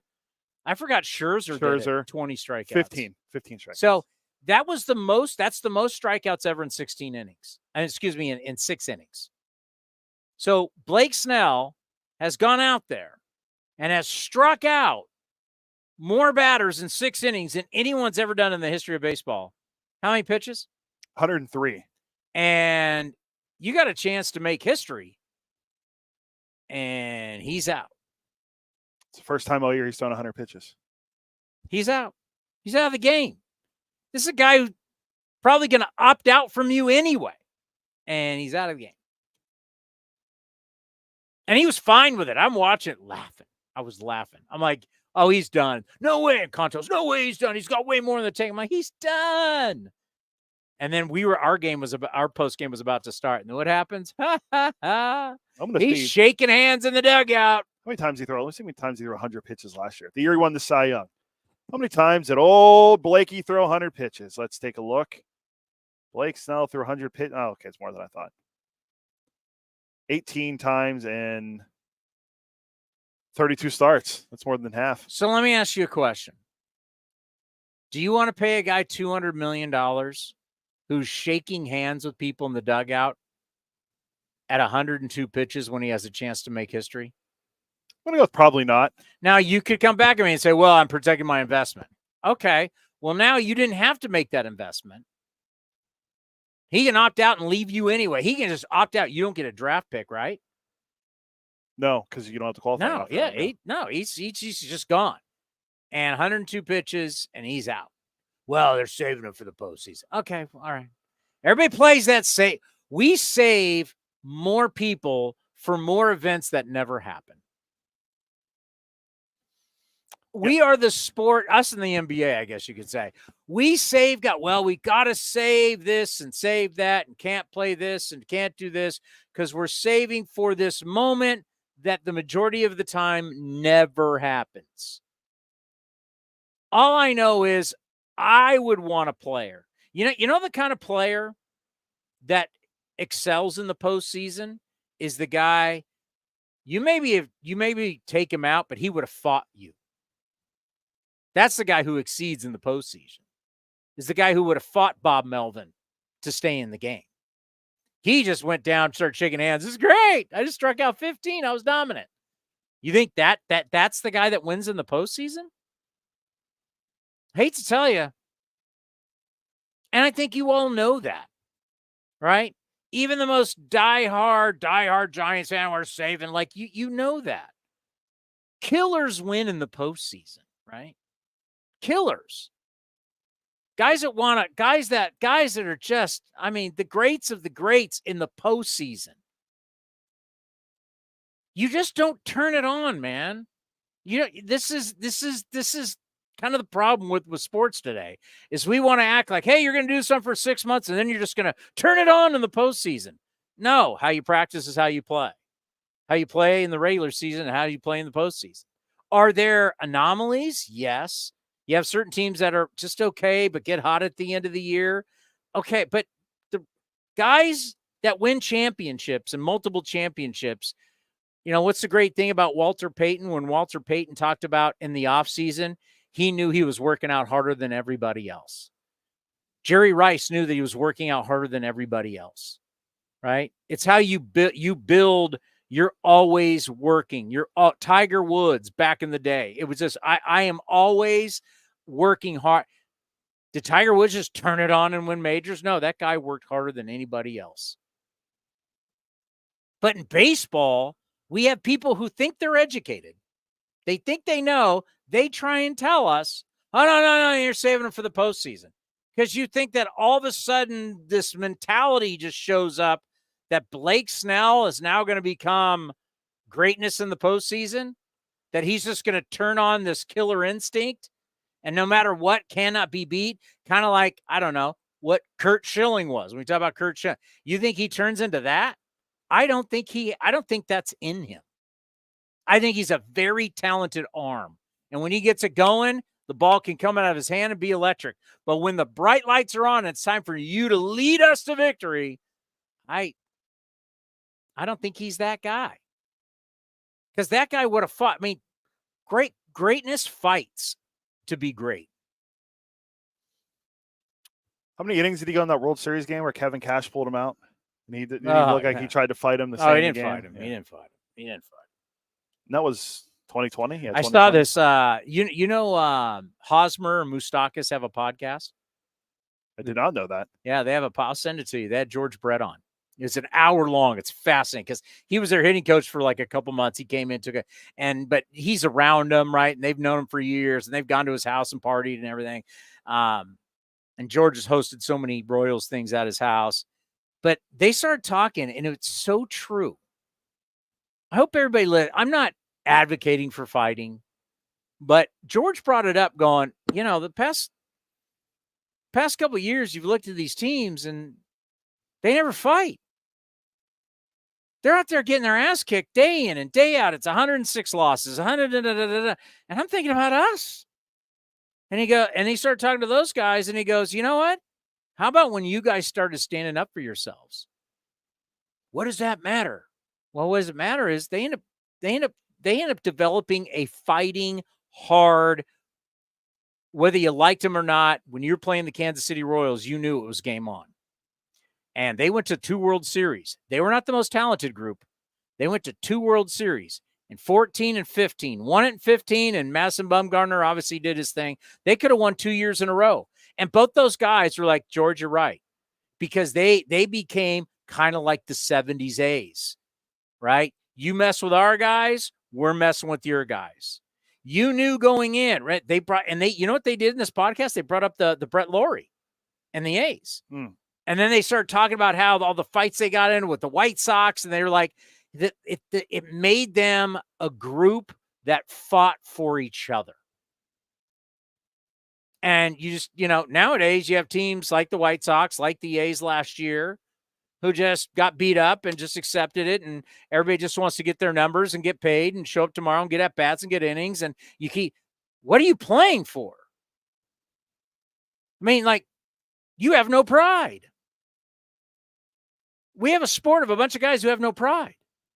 What are you playing for? You're just going out there and getting hammered. And people are bat flipping you. People are doing all these different things, and you just wear it. And you know what you are? You're a loser. You are a loser. And at some point, till you say, I'm going to fight back, and all of a sudden, they got some crazy guys on their pitching staff, and the Royals started standing up for themselves. And when you start standing up for yourself, you start getting into some battles. And all of a sudden, when you start getting into battles, other teams start realizing when we're playing the Kansas City Royals, it's game on, and you better mind your P's and Q's because they're not afraid to let it rock. And they start being known. Remember, they were known as a hard-nosed baseball team. And if you did anything, next thing you know, and you're advocating fighting. You know what? Yes, I am. I'm advocating playing tough, hard-nosed baseball, and that's what professional sports should be. And all this, let the kids play, blah, blah, blah. What has that led any team to let the kids? Will you show me the championship let the kids play team? Haven't seen one yet. If you're not hard-nosed, ready to play for blood, you got no chance. You know who's hard-nosed, and I hated them? Those Giants teams. They weren't the most talented, but they were hard-nosed. If you're not tough, you won't win. If we want to all kiss Jordan's ass that we do 24/7, guess what? Michael Jordan beat up Steve Kerr. He beat up his own teammates. He fought it. I mean, he was Michael Jordan. Was Michael Jordan like Blake Snell? Michael Jordan played hard in practice. Practice, man. What are we talking about? That's a second AI reference today. Reality is, you don't play hard. How are you going to be great? Ask Kawhi Leonard. Kawhi Leonard. Did not think we were going to bring up Kawhi today. I mean, just think of these guys that you all of a sudden people are just going to turn it on in the postseason. Man, Jordan played hard. Jordan played hard in practice. Jordan drank hard. Jordan partied hard. Jordan did everything hard. And that's why he's greatness, because every single time that man got on the court, he brought it. So you're not going to really bring it. You're just going to rely on talent for 6 months, but then you're going to bring it in the postseason. Do we really think that works? The great football teams, basketball teams, baseball teams. I mean, there could be some times where you get older, but even like you still play. You think Steph Curry doesn't bring it? You think Steph Curry doesn't go out there to put it on you every single night? Draymond Green plays hard. Draymond Green's been playing hard since Michigan State because he doesn't know any other way. But we have this belief in our sport that you can coast and so just not hitters, though. We don't believe that. We believe with pitchers. We think you can just coast and then all of a sudden turn it on and let's not, hey, we'll just wait to get DeGrom and Scherzer. Yeah, how did DeGrom and they finally got DeGrom healthy and Scherzer healthy at the same time and at home lost 2 out of 3 to the Padres. Does that say toughness? No. No. That was, well, I think is that kind of what Texas is doing now? Oh, we're gonna get DeGrom back, and Tyler Mahle, and all of a sudden it'll just click and it'll be great. I don't see it with the Rangers this year. I know they're defending champs, and we haven't seen a repeat champion since the Yankees, but I just don't think it's going to happen. How many times have the Dodgers played that? We're not going to push anybody. We're not going to have innings. Yeah. Oh, I sent it to you the other day. I heard John Paul Morosi, our friend, say it on Sirius XM on Sunday on the MLB channel. The Dodgers have gone 15 straight postseason games where their pitcher has not pitched or has recorded an out in the 6th inning. 15 straight. They've gone 5 innings or less. You know what the greatest thing for the Texas Rangers was last year? The fact that they had to fight to the very end to get in. Yeah. They got battle hardened. And they got humbled a little bit. But they had to fight to the very end. Remember, they didn't win the division. Bregman. Yeah. They said, what was it going to be like if the Astros don't win the West? I guess we'll never know. Boo! It was funny. They were embarrassed, and they were pissed. And they are angry that they had to fly all the way from Seattle to Tampa. But they were battle-hardened because they'd had a really good season, kind of collapsed at the end, but they had to fight because Seattle still could have overtaken them, and they could have been the wild card team. So the good thing for Texas was they had to fight to the very end to get into the postseason, and that helped them in the postseason. That and Leclerc and Josh Spores were two of the greatest shutdown relievers. Like, they just went on an incredible run. But you're right, the fighting until the very end. And you got to fight to the end. Then having guys having remarkable posts. Adolis Garcia, I mean. How many times did the Dodgers cruise into the postseason? Oh, we got everything lined up, and everybody's supposedly fresh, and they're bounced. Can you imagine if that happened this year where Kershaw didn't pitch already, And they're like, we know we're going to have him pitch like one start for the postseason. He'll be good for the postseason. Oh, yeah, he's a veteran. They already rip him for how bad he is in the postseason. Can you imagine if he just came back and got shelled in a postseason start after not pitching all year? What do we got on the schedule? Martin's coming up in a few minutes.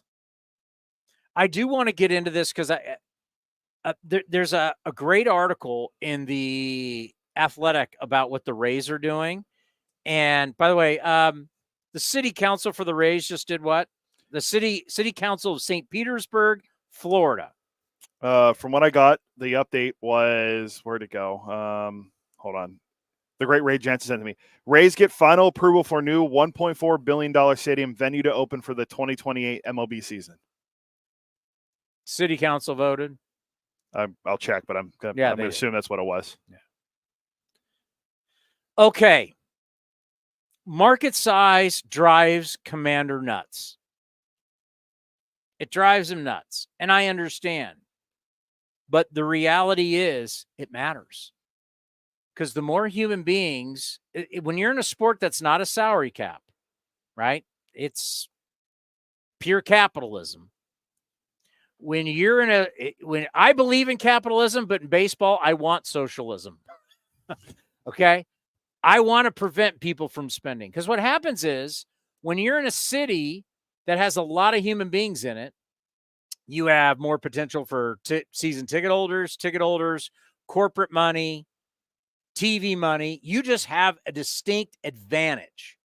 There is a major advantage of being in New York than there is being in Tampa or Florida or being in Miami. Just is. You have an advantage over everybody else. You have more corporations. You have more people. You have more chances to get money. That's just a reality. The other sports figured out that, especially teams on the Eastern Seaboard, the Upper Eastern, they had this advantage. Or like the Dodgers, where in LA County, there's like almost 10 million people in LA County. There's more people just in LA than the entire Bay Area. If you look at the LA County. And that doesn't count all the surrounding areas that they have. That's more than what we have for all of our counties. Dodgers have that. There's a distinct advantage. So what they do in other sports knew this, that Milwaukee will never have the advantages of the bigger markets. They just won't. So you want Milwaukee and the Packers, you want them to play a game with big market teams. So you want them to go spend all the money they make on players and wish upon a star. Well, it's bad for business. It's just not smart. So what did? They created these things called the salary cap. So now no one even calls Green Bay a small market, even though it's the smallest market in all of sports. But no one looks at them because it's a salary cap and they all share and everybody's got money. And now it's just based on how smart your people who pick players are. Yeah, they just gave Jordan Love one of the biggest deals ever for a quarterback. That's all it is. So until we fix that, this is the system we have. And if this is the system we have, then what the Rays are doing, they've now, 7 deals the Rays made? They traded for Dylan Carlson. That was Sean Armstrong. That was a big one. What did they make? Is that deal? That it's either deal 7 or 8. Yeah, I'm trying to think if they made another deal today other than that. That was saving money, bringing in prospects. And I hate that. Well, here's the thing. This is your problem because you got raised and you got duped. We recently just had 2 of the highest paid players of all time in the history of baseball on. Do you guys know that? Mark Langston, when he signed with the Angels, was the highest paid player in the history of baseball. Then Jose Canseco, and he was at like $16 million. Then Jose Canseco signed for 25, which at that time was the highest in the history of baseball. So we got used to this. 16 million. Oh my God. 25 million. Oh my God. You know what it is now? 400 million. Yeah. 300 million. We had guys who expected 200 million this offseason. 700 million for Towny. Yeah, 700 million. So it's like it just got conditioned and out of crazy. It got crazy. It literally got crazy. And that's where we are now with our sport, to where the money is so out of control. And football's smart, right? If a guy gets good in football and he starts getting older, what do? They get rid of him. What do we do? Sign him. Sign him. Football smart. Football, but you know what? The same fan who loves the Niners and loves the A's will look at it completely different. What was Bill Walsh's thing? I'd rather go to a player a year earlier than Always want to get rid of guys early. A's fans want to sign everybody. Football fans, the minute they think you're about to be even close to being done, they want you off the salary cap and want to get rid of you. You really need to think about it. And even, let's just say Vegas and there's tons of money. I do not. But you want Paul Goldschmidt's contract right now? What big contract do you really want?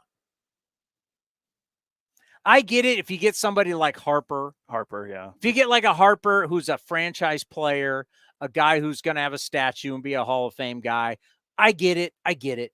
But you get too many of those guys, the aircraft carriers, as our buddy Dan O'Dowd says, you get a bunch of old, expensive guys, and it doesn't work in our sport. It doesn't work. You can have a run, but that run will end, and you've used all your prospect capital to keep the runway going for an old, expensive team. And next thing you look up and you got nothing. You got a bunch of old, expensive guys and nothing. Until you get a salary cap, that's the system that's going to be in play. And for some reason, our fans in baseball bought into the spend more money on players. Like I said, we had Mark Langston on. He was the highest paid player in baseball history at $16 million. Then we had Canseco on. At one point, he was at $25 million. And it kept going. Then it was 40, 60, 70, 100, 140. Just kept going up and up. And now it's gotten to a point where these crazy contracts lead to the crazy contracts below them. It's just not smart. It's just not smart. And actually what the Rays are doing is smart. The Rays are acting like a football team. The Rays are running their business the way football teams run their business. They also, I don't know if it's on there, they also traded Ahmed Rosario to the Dodgers. Yeah, that was yesterday. So then another that's one. 8 deals. Yeah, it's at least 8 that they've done. 8 deals. I need Martín Gallegos. Where is he? Is he here? Martín Gallegos, how are you? What's up, Towny? I'm good. Just kind of catching my breath after that crazy trade deadline. A lot of moves. Well, I said this. Between Brent Rooker's name and Mason Miller's name, they would combine to be used over 1,000 times easily in some type of platform, social media, in articles. Everybody kept missing. And David Forrest told us, unless someone really blows our socks off, which, oh, by the way, 0 of the top 100 prospects were traded. Not 1, 0. I know you recently just were in a scrum with David Forrest. What do you have to say? Yeah, basically kind of reiterating when he came on your guys' show last week that they were looking to be opportunistic. They weren't going to just move guys for the sake of moving them for prospects like they have maybe in the past. And I think he stuck true to his word. He found deals for especially Lucas Erceg where they felt like it was worth, letting go a guy who has a lot of control left. 3 pretty good prospects, 2 guys that they really like. One that's going to be here tomorrow and Will Klein, and the other one, Mason Barnett, who was the Royals pitcher of the year last year in the minors. So they feel like they got a pretty good haul there. And then the guy who they got in the Paul Blackburn deal is a guy from Modesto, who they've scouted very heavily, went to Nevada, Reno for college, and I know him pretty well. He's a lower level prospect, but, nothing as big as far as, Rooker and Mason Miller. Obviously, those are the 2 guys that we all kept hearing about in these, trade rumor articles that would come out every so often. And, David kind of addressed that as well, that, they view Rooker as a guy who's part of this team going forward that is valuable, not even just on the field, where he should have been an all-star, but off the field as well in terms of that hitting room for all these young guys who are developing at the major league level. He's been such a great resource for them. And to have him around for next year and maybe even beyond next year, I think that's worth more than whatever kind of prospects are being offered for him. It shows a lot of what they think about going into next year. They want to put a legit product on the field. Yeah, without question. I mean, you look at what they've done this month. They're having a great month, 14 wins, and have a chance for at least 1 or 2 more here in San Francisco. And they want to finish the season strong. Going into next year, they feel like they have a team that's close to competing, closer than they have been the last 2 years. They've got a lot of their young guys who are performing well at the major league level, whether it's Lawrence Butler going off or JJ Bleday, Shea Langoliers. Zach Gelof's going through a little bit of a scuffle right now, but he's a guy who they believe in still. You look all around the diamond and in the pitching as well. There's a lot of guys in there who they feel like, can be part of that next winning team for the A's. Well, thinking about what's going to happen when the team opens up next year, I think a lot says the front office saying to these guys, we believe, right? They believe. So I don't know if have you been able to go into clubhouse yet today? Yeah, I was in there a little bit before the game. Yeah. What was the feeling like? Because I think there's relief, but I think there's also like, hey, this is what we got, man. And right now, there's no offense better than us in the month of July.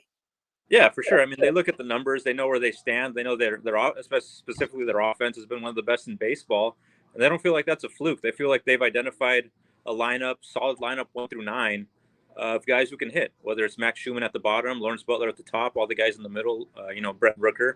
It's a formidable lineup. And they feel like if they can keep this thing in place for next year, keep most of these pieces on the roster, going into next year with a fresh slate, starting out the season next year with all these guys who are currently on this roster right now, they feel like they have a chance to be, a much more competitive team and not a team that's going to just, finish at the bottom of the division every year. They feel like they're a team that can make some noise next year. So I think it's definitely a big vote of confidence that they did keep those guys who were being talked about a lot. And I think they kind of felt that in that locker room. They were nothing too different from other days. They were in there having fun, having a good time, getting ready to play baseball, and they're enjoying playing baseball right now. They're winning more games than they have over the last 2 years, and it's always more fun when you're winning ball games and putting up big numbers like they have this whole month. Expectations. Now that we know the group is the group, that's what I do like this. I like how we do have a deadline, right? Now we're not going to go through the waiver process and that kind of, Verlander did get traded after all. And we have none of that, right? You are who you are from this point going forward. So now that we know that on July 30th, this is who the A's are. What are your expectations for the team going forward? Well, I think this month has been big for them as far as confidence. All these young guys who they've called up, they've been, like I said, they've been winning ball games and they're gaining that confidence.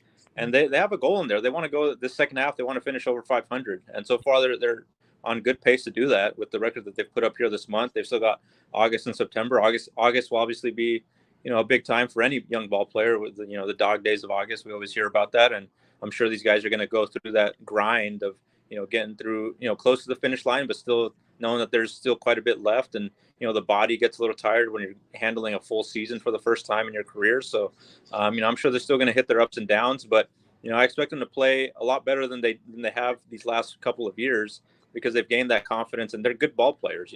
They've performed well throughout the minor leagues. They've won at every level. And so they expect to win at the big league level. And, over the second half, I think it's all about just kind of gaining that momentum going to next year and kind of hitting the ground running with these guys who they've identified as kind of that core, that young core that they're going to have for years to come and produce winning baseball again for the A's. All right. I've made a prediction. I want you to weigh in whether you like it or not. Tyler Ferguson was very emotional after that save on Saturday night, his second save with all the family and everything. And the way we're seeing his stuff and the way he's throwing the baseball, I believe he's your closer going forward until Mason Miller. We don't know with the cast on his hand, at least he can throw. But then when Mason comes back, Tyler then takes over Lucas Erceg's role. And as we know, Mason's not going to get every save. This last 2 months could be very big for Tyler Ferguson. But as of now, I will predict, you tell me, there's a lead tonight in the 9th inning. Ferguson's coming in to close it out. Yeah, without question. I think he's the guy. And like you said, until Mason Miller comes back, he got a couple of chances in Anaheim and to show what he could do, and he did well. And, he's a guy who has closer experience in the minor leagues. He's obviously played in the minor leagues a long time, and he knows what it's like to close a game. I mean, it's not the same as the majors, but, kind of that adrenaline that comes with the 9th. He's got that, feeling of experience under him. And, I think Kotz is going to rely on him here until Miller comes back. He's definitely kind of earned that role with how he's pitched over this last, really since he's come back up from the minors, a second stint here. He's been, pretty good for them. And, now with Erceg gone and Miller out of the picture for a little bit, I think his role definitely elevates into that top spot for now. Well, I did want to address Blackburn and Erceg, and we did earlier in the show, and I want you to have your opportunity because, when guys get traded, and you go, oh, hey, good luck to you. Who did we get for him, right? But I think Paul Blackburn and Lucas Ursig are different than that because they were both tremendous guys, and just not as baseball players, but as regular people. They were good to all of us, and we know the battles that Lucas Ursig had before he came to us, what he had overcome, turned his life around. Great guy. And then Paul Blackburn, longest tenured guy. We've known Blackburn for a long time, and unique. Both are Bay Area guys. Both grew up here in the Bay Area. So here's your chance just to talk to people about, they just weren't players. They were really good guys. They'll always be a part of the A's family, and you can't say enough about who they were as people. Yeah, for sure. I mean, Lucas, he wasn't here for that long, but immediately when he showed up, I mean, I'm from San Jose, so we got the instant connection. Him being from Campbell, close to San Jose, we kind of connected there, and just getting to know him, over the last year and a half. He was a great person, such a great personality, and always there as far as from a media perspective. Whenever you need to talk to him, good or bad, if you had a bad outing, he was there at his locker. Or if you had a good outing, he was there for you. So great to talk to, and I know his teammates loved him and kind of rallied around him when he came over to the A's. And he came over just kind of not knowing what was in his future. He was a guy who was kind of toiling around in the minors. Obviously had made the transition from position player hitting to just solely focusing on pitching, and kind of the rise that he had in a short amount of time to end up being the setup man to arguably the best closer in baseball. It's been quite the rise for him. And I think, as sad as it is to see him go, I think a lot of people are happy to see him go to a contender, a team that has a chance to compete for a World Series, and he's going to get to play a big role in that bullpen. But it was great to see kind of his journey and how he became a big leaguer. And with Paul Blackburn, I mean, I remember covering his major league debut. It's crazy, that he's been here for so long, and really kind of the ups and downs that he went through, going through the minors, and kind of feeling like, at one point, he got designated for assignment, and he said, he's kind of thinking about what was next for him. If this didn't work out for him, he was going to do something else. Got designated for assignment, came back, stayed in the organization, worked his way back, and got the chance. And we all saw what happened in 2022. He became an all-star, and he earned that. He pitched really good that year. Had some injuries, and he's dealt with some injuries the past couple of years. But I think whenever Paul Blackburn's healthy, since that all-star year, he's a really good pitcher. So I think the Mets are getting a really good pitcher. As long as he stays healthy, he's going to contribute for them down the stretch. But really, I mean, what he meant to this organization, he loved Oakland. I mean, he always talked about the fans and how he loves playing here at the Coliseum, where he grew up coming to games, growing up in Brentwood. And what he became for this pitching staff, I mean, it goes a lot more beyond the numbers. He was a great leader for this pitching staff, veteran guy who really took a lot of the young guys under his wing, whether it was, guys like J.P. Sears, Ken Waldachuk last year, all the other guys, Hogan Harris, all these guys on the pitching staff. They all raved about the way that he kind of handled, the staff, and kind of was like a second, pitching coach kind of to Emo, and kind of was around day to day and helping these guys understand what it takes to kind of hold up over a big league season and what it takes to be a big league pitcher. So both these guys, a lot of close ties here to the Bay Area and very well liked in that clubhouse. So it is tough to see them go, and you wish them the best. And I think the A's hope to see them do well here over this last season, over this next season.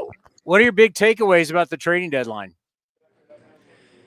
Well, I think you mentioned it earlier. I mean, no top 100 prospects going. I think teams are a lot more, a lot less willing to give up guys, short term. I don't think we're going to see like, the Padres giving up James Wood and all those guys that they gave up for Juan Soto. I think, it's kind of hard to see that happening again anytime soon, unless it's like a mega, bona fide, organization changer. Even then, teams just don't want to give up their top guys. And I think that obviously might have played a factor in, why Brent Rooker's still here, why Mason Miller's still here. I think, guys don't want, or teams don't want to give up, even if they're in contention and maybe one piece away from winning a World Series. They don't want to give up those young guys. They're so valuable and such a great commodity that they just want to, it's times are changing for sure from what we've seen the last few years. Definitely. I'm glad you're saying it, because I keep saying it, and I hope people just know that here's Townsend. I'm like, no, this business, we saw it at the winter meetings. We're seeing it here. Just things are changing, and I think the big contracts are starting to go away. The unknown of prospects is more important than the known. It's just they're getting smarter. They understand as you get older, you don't get better. The business is always going to get younger. It's just the sport is changing dramatically right in front of our eyes. Without question. Yeah, it's definitely a different feeling. Like you said, the winter meetings was another big example. I mean, we all saw how this offseason played out a lot different than we've ever seen before. So it's a changing thing. It's a changing cycle. I think as we speak, it's still kind of going to a different direction here. So it's going to be interesting. All the time, we'll end on this. All the time when people talk about, you make trades to show the team that you're behind them, right? It's like, oh, we traded for that guy, and everybody in the clubhouse, oh yeah, the front office, they believe in us. I get the sense from an A standpoint, yeah, Blackburn goes, Ursig goes, but the fact that the guys everybody talked about that were going to get traded didn't get traded, that's almost like the same kind of sign you sent to this clubhouse.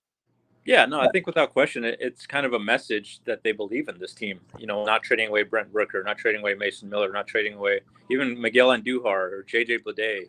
Guys who I'm sure, we're getting multiple calls on a lot of these guys to hold on to them and say, hey, we view these guys as part of our core going forward. I mean, David was very specific in talking about Rooker as they view him as part of this team, this group beyond next year, and going forward. They feel like they're going to get back to contending baseball, and he's going to be a part of it. So it's certainly a different, atmosphere than it was a couple years ago. I mean, when they tore everything down and have been rebuilding, they're still in rebuild mode, but they feel like they're closer to the end of that as opposed to the last couple of years where you saw, some other guys get moved for prospects. They're not in the business of just stockpiling prospects anymore. They want to develop these guys who they have and build a winning team around these guys that are already here. I bet you never thought you'd be sitting around saying, you can't trade Rooker and Duhar or Bleday, or I bet you never thought that. No, definitely not. Especially, Rooker before last year. I mean, and Duhar kind of came out of nowhere. All these guys, they've hit the right buttons with these guys, and they've carved out, like I said, a really good lineup. I mean, this lineup is, we've seen it here this month, but they've identified a good lineup that, kind of 1 through 9 every day is going to give you a chance to win. They're going to put up some runs like they've shown all month. Yeah, and I almost feel like next time we have David on, I got to apologize because I was harsh about, why are you not playing Ruiz? What is the deal? The guy had well, this was the plan. The plan was to have Andujar in left. He would have been in left field if he doesn't get hurt. Ruiz would have started in AAA. But we've now seen Andujar. We've now seen Bleday. You now see Butler. You now see Rooker. You're like, okay, this is what they were thinking originally. And, yeah, I don't know where Ruiz fits on a team like this. Yeah, he's definitely kind of fallen down the depth chart, and he's going to have to work his way back up. I think, probably not playing again this year at any level is going to be really tough.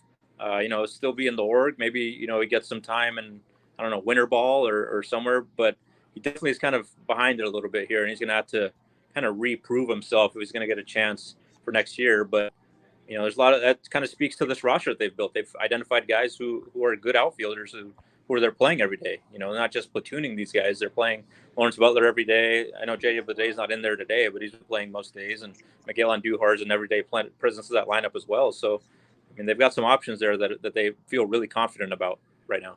Hey, Martin, great stuff. You're the best, my man. We'll see you. We're back home Friday, right? We'll see you on Friday. All right. Sounds good, Towny. See ya. Martín Gallegos, MLB.com. Must follow on X. You old guys call it Twitter. At Martín J. Gallegos on X. And also MLB.com. I was texting with him. I'm like, so are we making any more trades? And he was like, I don't think so. No, they believe. They believe in what they got. I thought the only moves they would make was maybe TJ McFarland, one of the veteran relievers is on an expiring contract that a team would want. That maybe no one wanted them. Yeah. Like the pitchers, the relievers, they other than Miller, it was open for business. And David had alluded to that. From their position players, they like this group. And why wouldn't you? Once again, the A's are leading the majors in home runs scored in the month of July. I mean, the month of July has just made runners in scoring position, extra base hits, on and on and on and on. Let's see where it goes. And let's see how they respond to this. That's kind of the big thing, right? When you say, how does a team respond to the trade? Because Blackburn hasn't been here. Like Blackburn, I wonder how many people are like, oh, God, we got to put Blackburn back in, because a lot of us were going, why are you sending Hogan Harris down? So I don't think Blackburn's going to affect. I don't think Ursig's going to affect. The effect is going to be, hey, we're all still here. You're looking around. They didn't trade it. How do they respond to that? Let's see. Let's see how this team. All right, we're giving you a vote of confidence. Robbie Ray. How many of our guys have faced Robbie Ray? Oh. All right, let's go. Lawrence Butler, no. Andujar, I'd say no. When would Andujar face him? 18? 2018? Yeah. Is it usually if we click matchups, doesn't it usually bring it up on there on MLB? Let's see. Yeah, let's see how many times. Let's see. Nobody. 2 at-bats. Oh, no. Kirk Casale. Wait, no. Oh, that's the other team. Hold on. Andujar's faced him 5 times. Browns faced him 7 times. Brownie got a home run. Cameron 3, Langoliers 2, Nevin 2, Rooker 2. No one's really seen him except Brownie. And Brownie's not going to play. He's not in the lineup today. Let's go to lineups. Lineup is Butler, Andujar, Rooker, Langoliers, Cameron. We're going righties. Nev dog. Nev. Not Phil. Nev. Geloff, Harris, Schumann. We're going with the right-handed lineup. But Robbie Ray will be in there. He'll be in there for 5 innings. And that'll be get after the bullpen. But you will get to see maybe the tightest pants in the history of baseball during this. Well, between him and Walker. Hey, when Buehler. Robbie Ray has it going, he can play. Yeah, he won a Cy Young a couple years ago. You know what I always loved about him is that he believes in his fastball. He's got an old school mentality. He's like the anti-Mitch Spence. Mitch Spence, who's spinning and cutting everything. Robbie Ray, what does he throw his fastball percentage time? Probably it's got to be in the 80s. I'll look it up real quick. I was looking to see how many. I'm gonna say it's in the 80s. I was looking to see how many career strikeouts he has. What time am I on? We got a couple more minutes. Pregame's at 6:05. Robbie Ray throws his four-seam fastball 51.2% of the time.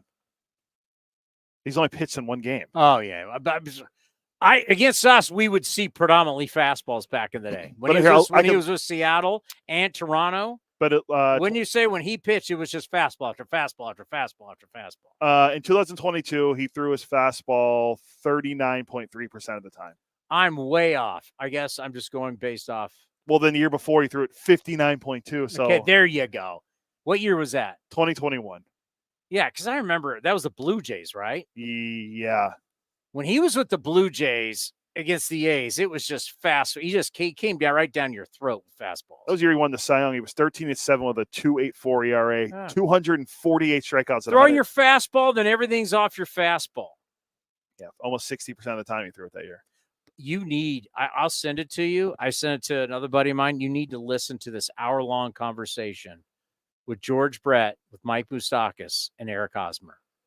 It's phenomenal. And there's another guy in there too. And there's a lot of like the psychology of baseball. I mean, even Eric Hosmer, you don't think of Hosmer as an old guy, right? No. Even Hosmer's like, the analytics are out of control. The iPads are out of control. Like there's like, it's phenomenal stuff. The Digging Deep podcast. It's like, but it's like going through, Brett goes through the hemorrhoid story. He goes through the pine. It's great stuff. And, you know, you're a Moose guy. You liked Moose, Mike Moustakas, if I remember correctly. Good player with the Royals. Wasn't great with the. He was an Angel and a Red after that, but he was great. I loved him when he was a Royal. Yes. Yeah, there's some stories about them winning, and it's a really good hour-long But you know, talking about because Hosmer goes, people trying to say pitching's really better today, really. And the one thing George Brett said, and I do agree, is he goes, just because you throw hard doesn't mean you're a better pitcher. He goes, I geared up for fastballs. Yeah, I mean, and we saw how much like guys are throwing their fastballs less than ever before. Yeah, especially it's just the and we talked about the ERA hasn't gone down. It's now 4. I did the research. What's the overall ERA for this pitching's better? What's the overall ERA? Right now, coming into today, the league ERA was 4.08.